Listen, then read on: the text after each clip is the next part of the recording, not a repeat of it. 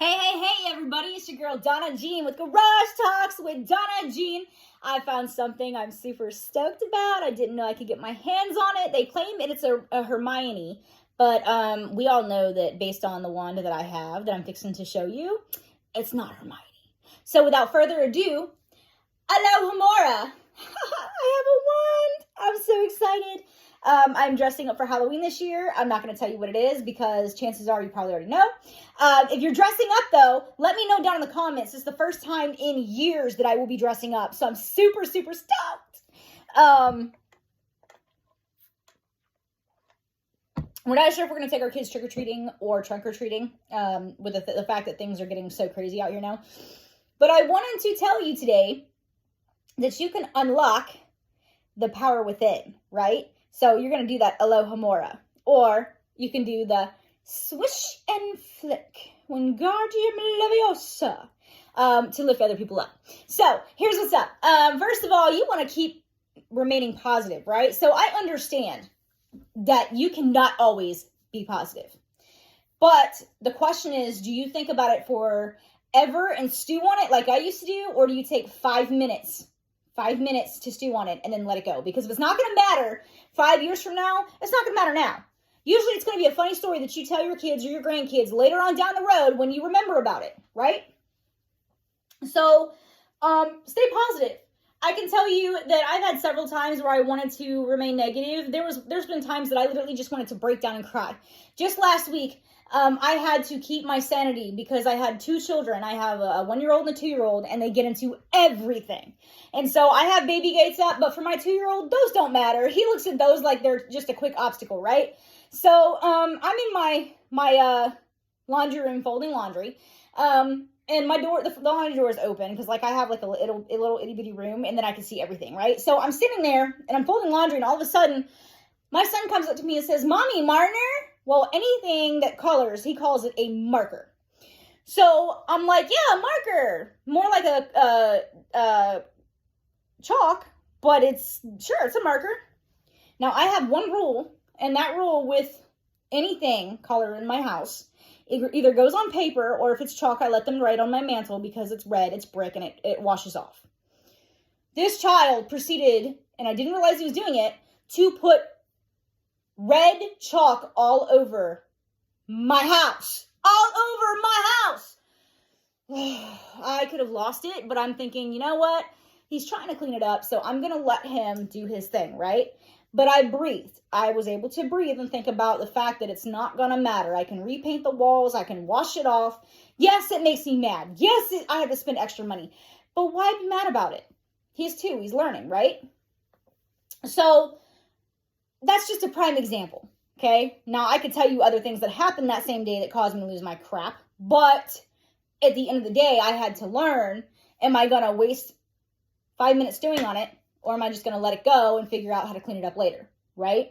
Sometimes it just depends on how you respond to it. Or if a woman walks up to you or a man walks up to you and says, "You're fat and ugly," are you going to respond to that? Or are you going to ignore it? Because I can tell you that every instinct in us wants to look at them and say, "Well, thanks. Nobody asked for your opinion, but, maybe you should take a look in the mirror," right?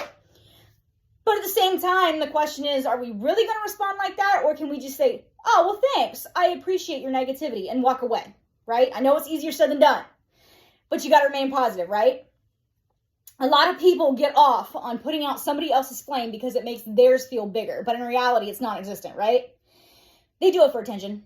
So the next one is focus on what you enjoy doing. If you enjoy Harry Potter like I do, figure out a way to incorporate it in whatever it is you're doing. Just like I did. I bought me a wand because I realized I could get one. I'm super excited about it, and I'm using it as an example. Do what you enjoy to do, because you will never, ever, ever stop when it's something that you enjoy doing. Am I making sense? So if you don't enjoy it, chances are 5 years from now or even 2 months from now, you're going to be done. It's over. You don't want it. You don't want it.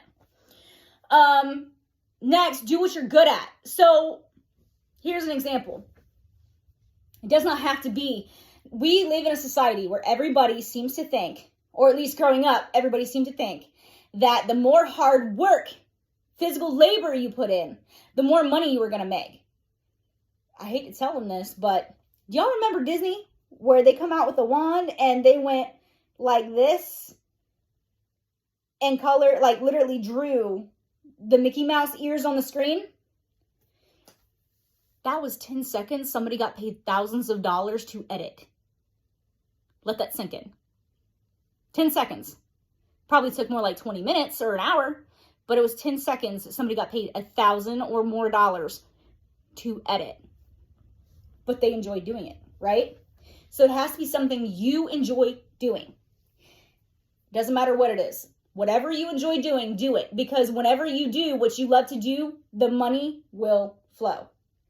The money will come to those who work for what they want and when they do what they love to do. Because when they do what they love to do, it's no longer a job and they keep doing it and perfecting it and getting better at it. And that then becomes a skill.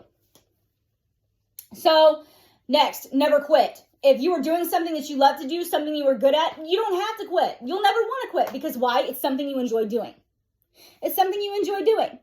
So I always question myself, why is it that entertainers make so much money, but they never quit? This was up until recently now because I've been doing some development now. I've been learning. So the reason why they never quit is because they enjoy doing it. They don't care about the money anymore. They care about doing what they enjoy doing. They like producing music. They like playing guitar. They like playing the drums. It gives them life mentally. It puts life into them. So they enjoy it. So they keep getting paid for it because they keep perfecting it, because they keep getting good at it, but also because they love it. It now becomes a skill because it's something they love to do and they keep doing it over and over and over and they enjoy it. So finally, this goes back to the candle. Let's talk about some hocus pocus for a minute. Where are my hocus pocus people at? Hocus pocus.